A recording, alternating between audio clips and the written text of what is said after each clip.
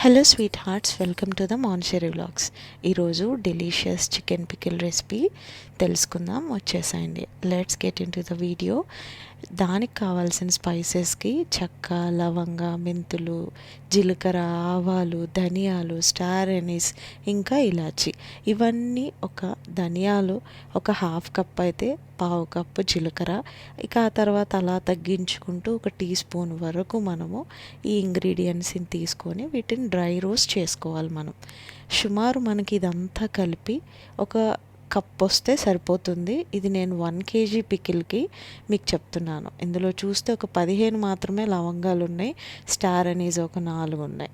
Chicken అయితే wash చేసుకొని పెట్టుకొని ఉప్పు పసుపు వేసుకొని సిమ్లో మూత పెట్టి మగ్గించుకుంటే వాటర్ అంతా బయటికి ఎవాపరేట్ అయ్యిద్ది. ఆ తర్వాత 1 లీటర్ నూనెలో నేను ఇక్కడైతే పల్లి నూనె తీసుకున్నాను.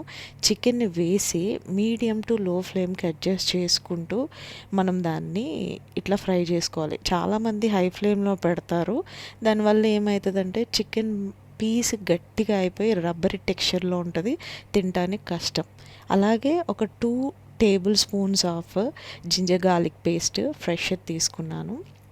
ఇక్కడ గోల్డెన్ బ్రౌన్ కలర్ వచ్చేంత వరకు మనం ఫ్రై చేసుకోవాలి.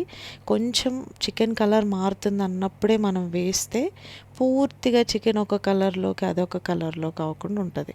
ఆ తర్వాత మనం స్టవ్ ఆఫ్ చేసుకొని ఆ కలర్ మారాక ఫస్ట్ మనం ఎత్తిపెట్టుకున్నటువంటి డ్రై ఇంగ్రీడియంట్స్ పౌడర్ని ఇందులో యాడ్ చేసుకోవడమే. ఉజ్జాయింపుగా వేసాను మరిగ్గా నేనైతే. మీరైతే ఒక కప్ వేసుకుంటే సరిపోతుంది, అంటే ఒక 4-5 టేబుల్ స్పూన్స్.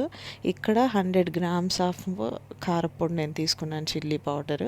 కేజీకి 100 గ్రాముల నుంచి సరిపోతుంది మీడియం కారం తినే వాళ్ళకి. ఇంకా స్పైసీగా కావాలనుకుంటే ఇక్కడ మనం యాడ్ చేసుకోవచ్చు, కారం యాడ్ చేసుకోవచ్చు, అలాగే స్పైసెస్ కూడా ఎక్కువ పోర్షన్లో మనం యాడ్ చేసుకోవచ్చు. అలాగే హాఫ్ కప్ సాల్ట్ వేసుకున్నాను, ఎందుకంటే ఫస్టే ఉడికించేటప్పుడు సాల్ట్ వేసుకున్నాం కాబట్టి.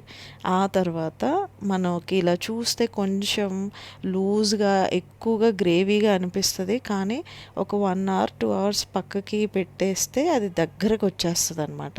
ఇలా వచ్చిన తర్వాత ఒక 5 to 6, అంటే ఒక హాఫ్ కప్, ఇక్కడ నేను పెద్ద సైజువి 6 తీసుకున్నాను నిమ్మకాయలు.